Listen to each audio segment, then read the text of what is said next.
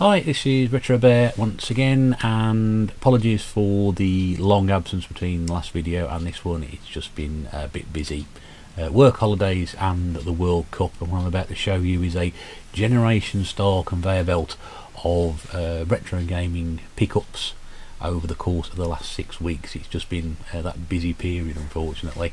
The thing is, I've been able to get out. I've also been able to take some time off and, like I said, enjoy the World Cup, which was a nice surprise and very well worth watching. But quite a lot of stuff to get through, as always. Something for everybody. Not always going to be your cup of tea, but that's fine, because this is the sort of stuff which most people will leave behind, which I'm more than happy to pick up for at incredibly low prices.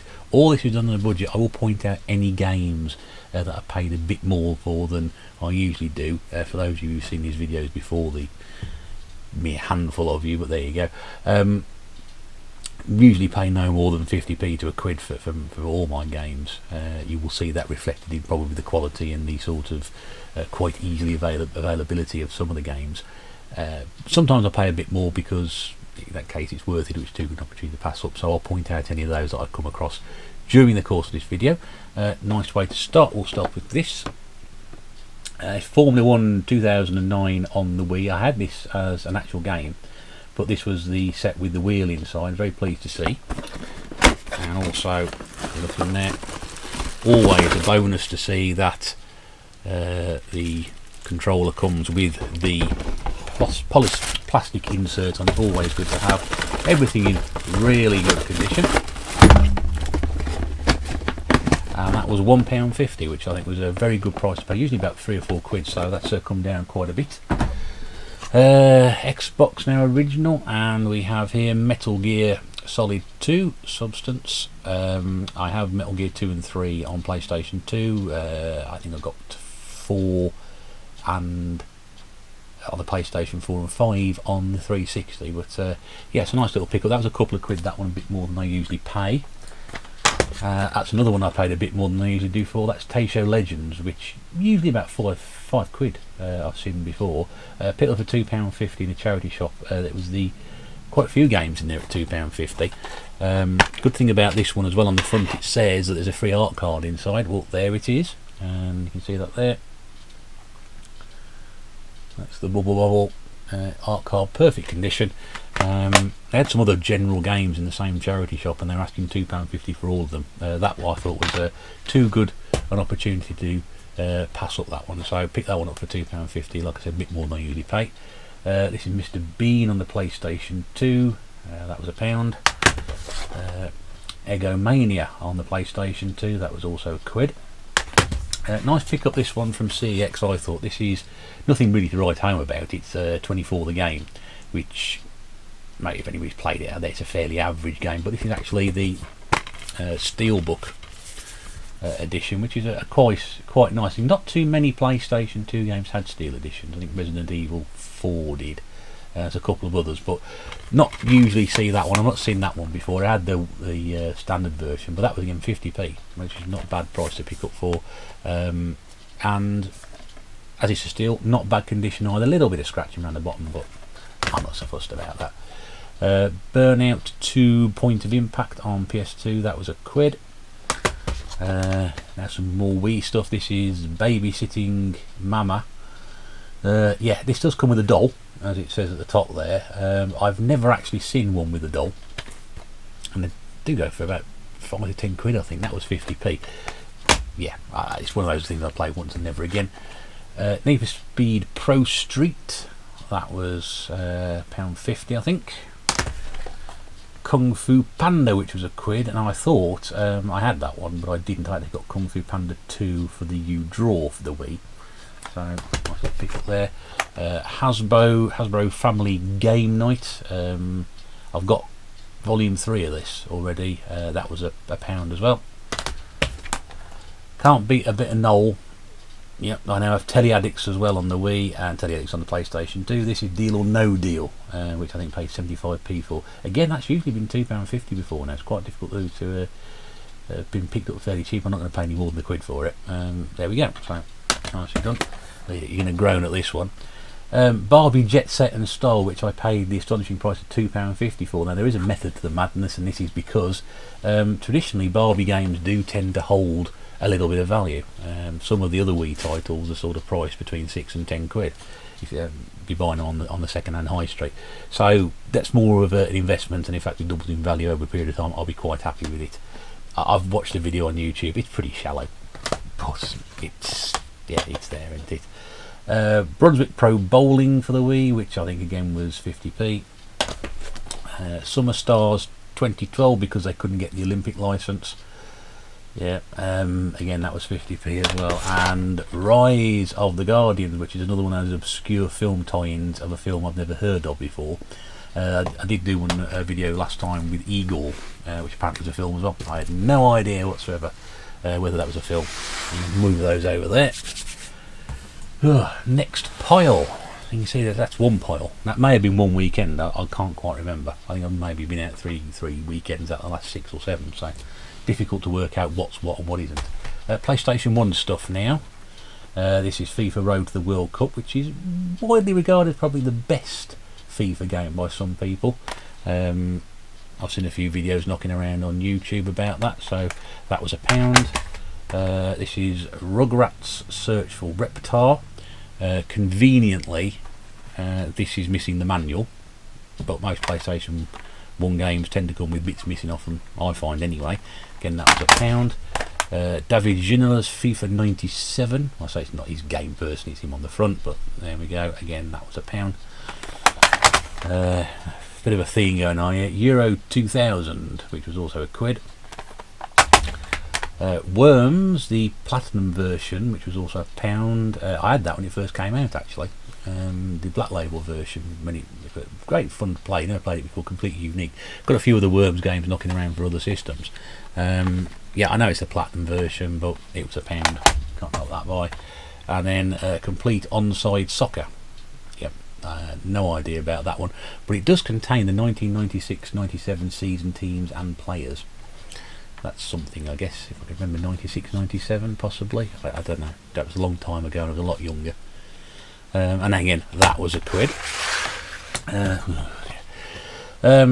You might wonder why I've grown at some of these. That's because I look at them and I think, well, yeah, I'm just buying these to pick the shelves up because it fills a gap, and I've got a real preference for crap looking and crap sounding games. But there we go.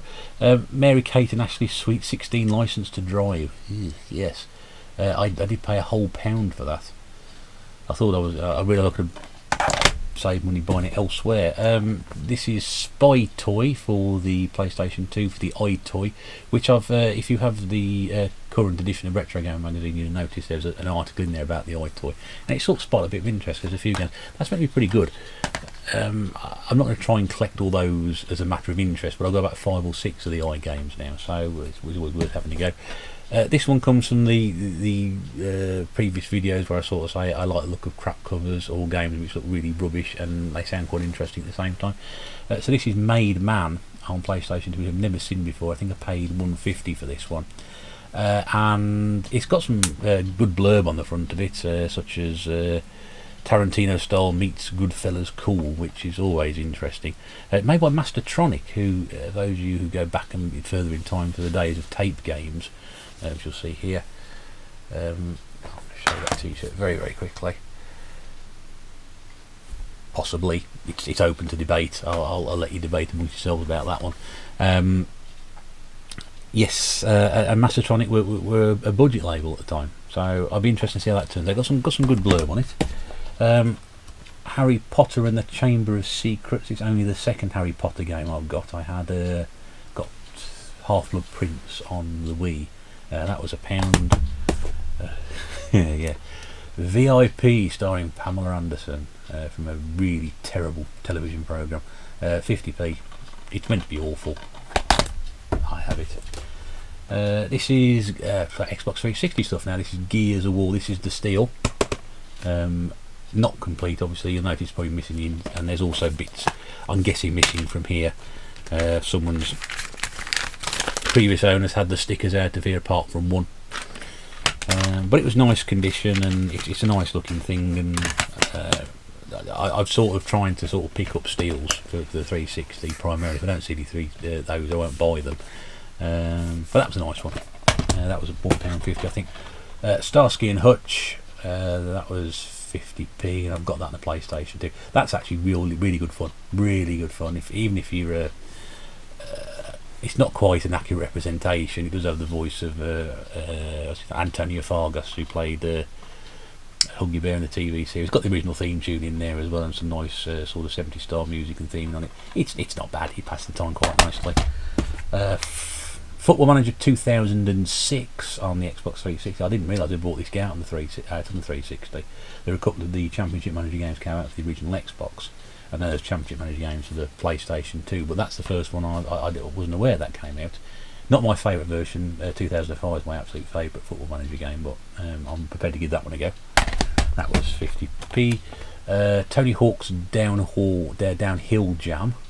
I'm not sure if you need. No, you don't need that one. That's not the one. It was Ride, wasn't it? Tony Hawk's Ride, which came with the skateboard peripheral. Again, that was I think 75p. Where the Wild Things Are. I loved the books when I was a kid. Hated the film. This is a adaptation of the film. That was 50p, which is about all I'd pay for it. Champion Jockey and which is GI Jockey and the G1 Jockey and Gallop Racer.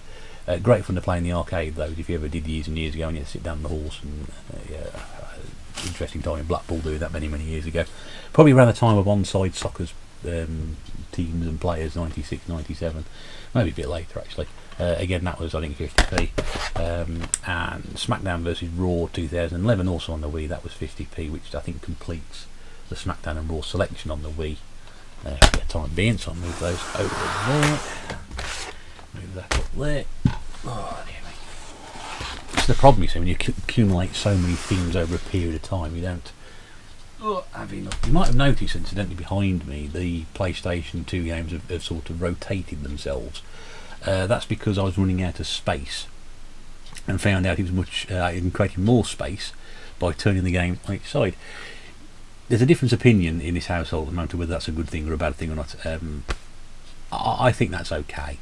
It's not probably as nice, but then again, not many people do it that way. But that will probably move at some point, because you can see this. We showed you the tape games before now, which is the Commodore 64 stuff. That's a project which is waiting to happen. They're all going to get put into a different area of the house, which is rapidly got no space in it. They're probably going to move up. Some of the stuff over here, which you can't see, is going to probably exchange places with it. And it's going to look completely different at some point anyway. There's other stuff up there which you can't see either as well, which, depending on how I get on with the tape stuff, may also get taken out, and it's all the Amiga and Commodore 64 stuff. The reason for that being is not that I don't play it, but it does take up space at the moment, and of course I'm not collecting for those systems right now, and probably won't, because I've got quite a lot of those, and it's very difficult to pick those things up quite cheaply now, especially the Amiga stuff. The Amiga stuff is getting quite expensive. So this is the sort of stuff the PS2, PS3, PS1, for anything with PS in the title actually, Xbox 360 and the Wii and the GameCube as well, which I still pick up bits and pieces for. They're sort of where I'm focused now, and everything else which is here, which you can't see again, is all retro stuff. Master System, Mega Drive, NES, SNES, N64, Dreamcast, Saturn. That's sort of takes pride in place, so that may get moved up and stuff gets moved around anyway.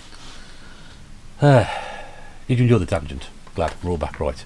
TOCA Touring Car Championship. I've actually got the silver label version of this, and what I should probably do is swap out the inners, and might donate this back. A big crack in the cover on this one, but I might keep that because I've got a Dukes of Hazzard game which you saw a few weeks ago, which I need to put the disc into, so we'll have to see what happens with that one anyway. They're back again. It's Mary Kate and Ashley, this time in Magical Mystery More. Yeah. This is Railroad Tycoon Railroad Tycoon 2. You'll notice there that the inlay card is missing off the front of it. That's actually the manual. That's acting as an inlay card.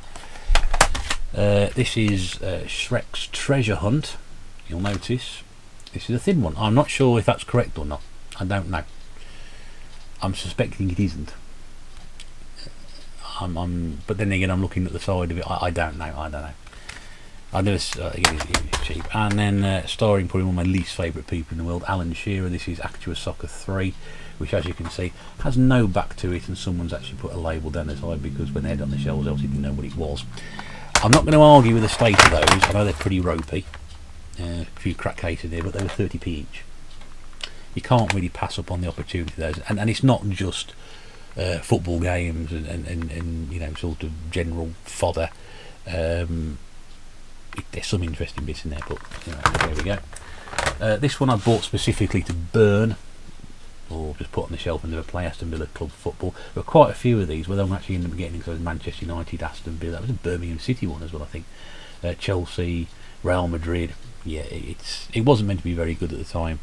It does actually tell me includes video footage of the greatest goals from Villa's history, so approximately 10 seconds worth of video footage there. I don't apologise, Villa fans, so there we go. Grease the game. That was £1. At some point it's been over £3 before, and I've always walked past it. It's actually officially licensed. Features all your favourite tunes from the film. Yeah, anyway. Yeah, I don't know. Different, isn't it? I need a microphone to sing along with it, which I've spared everybody from the listening to that so far. This is Carnival Mini Golf. That was £1. I quite like the Carnival game when the first one came out. I know it gets a lot of stick because it was generally sort of brushed out and shovelled out, as they call it, shovelware, don't they? And it had a very sort of brown tinge to it when I played it, but you know, I did sort of end up playing it for a couple of hours. I didn't get bored too quickly, so it's not that bad. I like to see how that one turns out.